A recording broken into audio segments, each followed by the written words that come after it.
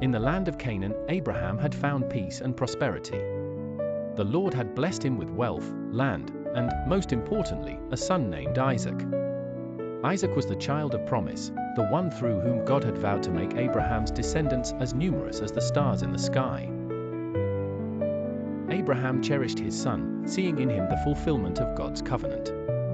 But the time would soon come when Abraham's faith would be tested like never before. One evening, as Abraham sat outside his tent, watching the stars begin to appear in the darkening sky, he felt a familiar presence. The Lord had spoken to him many times before, guiding him on his journey and making promises that had shaped his life. But this time, the message would be different. God, Abraham. Abraham's heart quickened. He knew the voice of the Lord and responded immediately. Abraham, reverently, here I am. God, take your son, your only son, Isaac, whom you love, and go to the region of Moriah. Sacrifice him there as a burnt offering on a mountain I will show you. The word struck Abraham like a thunderbolt. Isaac, the child of promise, was to be sacrificed. His beloved son, the one for whom he had waited so long, the one through whom God's promises were to be fulfilled, how could this be? Yet, Abraham had always obeyed the Lord, and he knew he must do so now, even though his heart was heavy with grief. Abraham, softly, to himself, Lord, give me strength. Early the next morning, Abraham rose and began to prepare for the journey. He saddled his donkey and called for Isaac and 2 of his servants. He did not reveal the true purpose of their journey, keeping the burden of this knowledge to himself. Abraham, with a heavy heart, we are to go to the region of Moriah. The Lord has commanded me to make a sacrifice there.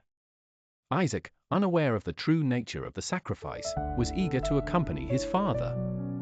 Isaac, I will go with you, father. We will worship the Lord together.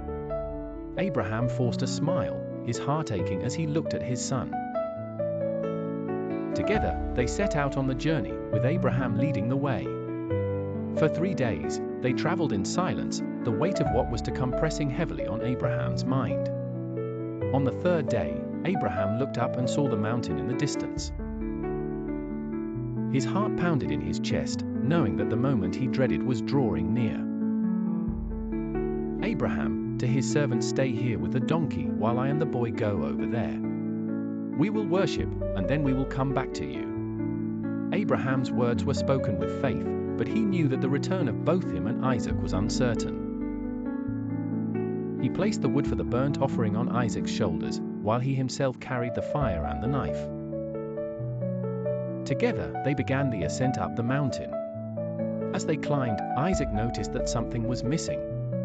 Isaac, curiously, Father, the fire and wood are here, but where is the lamb for the burnt offering? Abraham's throat tightened as he struggled to answer. He looked at his son, the one he loved more than anything in the world, and spoke with quiet determination. Abraham, God himself will provide the lamb for the burnt offering, my son. Isaac accepted his father's words, trusting in him as he always had. Together, they continued up the mountain, each step bringing them closer to the moment that Abraham had been dreading.